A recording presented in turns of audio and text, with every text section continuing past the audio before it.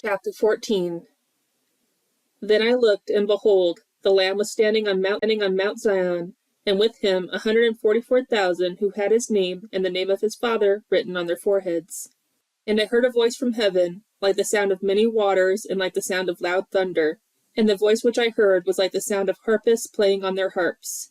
And they sang a new song before the throne, and before the 4 living creatures and the elders.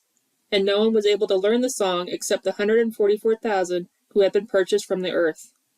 These are the ones who have not defiled themselves with women, for they are celibate. These are the ones who follow the Lamb wherever he goes. These have been purchased from mankind as first fruits to God and to the Lamb, and no lie was found in their mouths. They are blameless.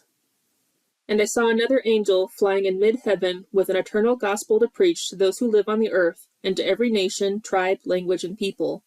And he said with a loud voice, "Fear God and give him glory, because the hour of his judgment has come. Worship him who made the heaven and the earth, and sea and springs of waters."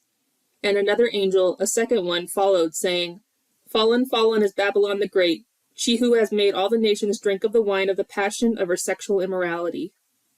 Then another angel, a third one, followed them, saying with a loud voice, "If anyone worships the beast and his image, and receives a mark on his forehead or on his hand, he also will drink of the wine of the wrath of God, which is mixed in full strength in the cup of his anger, and he will be tormented with fire and brimstone in the presence of the holy angels and in the presence of the Lamb. And the smoke of their torment ascends forever and ever. They have no rest day and night, those who worship the beast and his image, and whoever receives the mark of his name. Here is the perseverance of the saints who keep the commandments of God and their faith in Jesus." And I heard a voice from heaven saying, "Write, Blessed are the dead who die on the Lord from now on. Yes, says the Spirit, so that they may rest from their labors, for their deeds follow with them." Then I looked, and behold, a white cloud, and sitting on the cloud was one like a son of man, with a golden crown on his head and a sharp sickle in his hand.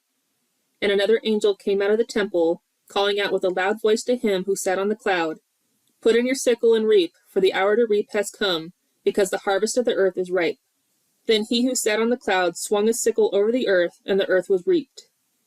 And another angel came out of the temple which is in heaven, and he also had a sharp sickle. Then another angel, the one who has power over fire, came out from the altar, and he called with a loud voice to him who had the sharp sickle, saying, "Put in your sharp sickle and gather the clusters from the vine of the earth, because her grapes are ripe." So the angel swung his sickle to the earth, and gathered the clusters from the vine of the earth, and threw them into the great winepress of the wrath of God. And the winepress was trampled outside the city, and blood came out from the winepress, up to the horses' bridles, for a distance of 1,600 stadia.